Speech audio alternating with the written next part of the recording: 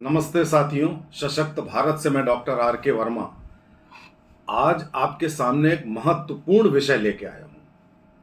सरकार ने अभी घोषणा की है कि 18 सितंबर से 22 सितंबर के बीच संसद का विशेष सत्र होगा, कंडक्ट होगा।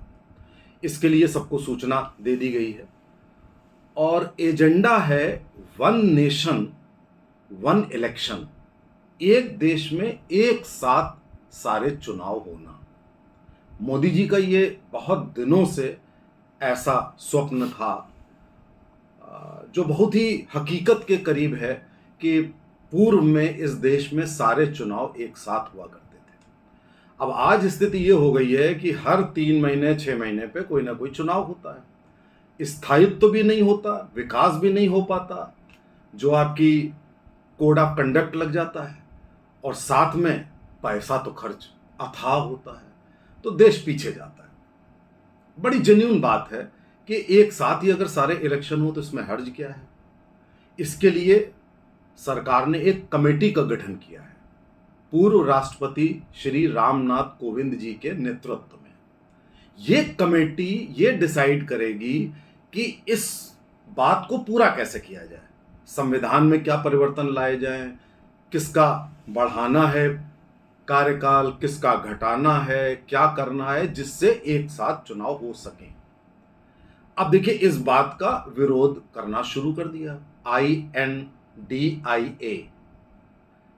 इंडिया बोलते हैं, जबकि इंडिया के भ्रष्टतम सारे लोग इकट्ठे हो गए हैं। और इनका दिवा स्वप्न है कि हम नरेंद्र मोदी को हटाएंगे, हराएंगे नहीं, हटाएंगे, शब्द ये यूज करते हैं। और ये जगह जगह मीटिंग कर रहे हैं। हालांकि इनका दिवा स्वप्न तो कभी पूरा होने वाला है नहीं, लेकिन आप देखिए कि जहां इन लोगों की सोच खत्म हो जाती है, वहां पे मोदी जी की सोच शुरू होती है। अगर हम इसको देखें, इस कदम को, वन नेशन वन इलेक्शन को, इस समय, तो ये मोदी जी का मास्टर स्ट्रोक है। राजनीति ऐसी होनी चाहिए जो अच्छी चीज भी हो, जिससे देश का कल्याण भी हो और हमें वोट भी मिले, ऐसी होनी चाहिए राजनीति। तो इसलिए ये एक बहुत बड़ा मास्टर स्ट्रोक है कि ये जब अब ये क्या कह रहे हैं कि सरकार डर के ये सब कर रही है। अरे भाई, हम किस बात से तुमसे डर रहे हैं? हम तो कह रहे हैं कि सारे चुनाव एक साथ करो। अब आप देखिए कि अभी दिसंबर में, इसी साल दिसंबर में 5 राज्यों के चुनाव हैं।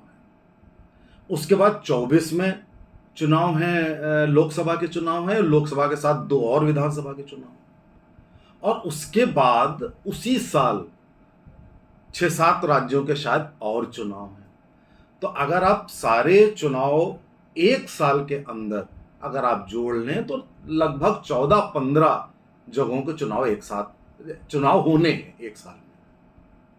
तो क्या ये शुरुआत में, क्या ये 14-15 राज्य मिलके एक साथ चुनाव नहीं हो सकते क्या?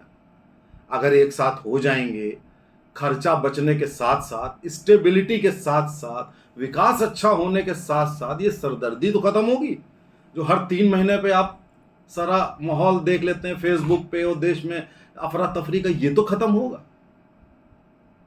तो अब ये कमेटी डिसाइड करेगी और एज यूजुअल ये जितने भी विपक्ष वाले हैं ये इसका विरोध करेंगे। हालांकि इनका ये ना तो इनको विरोध करते बनेगा, ना ही स्वीकार करते बनेगा।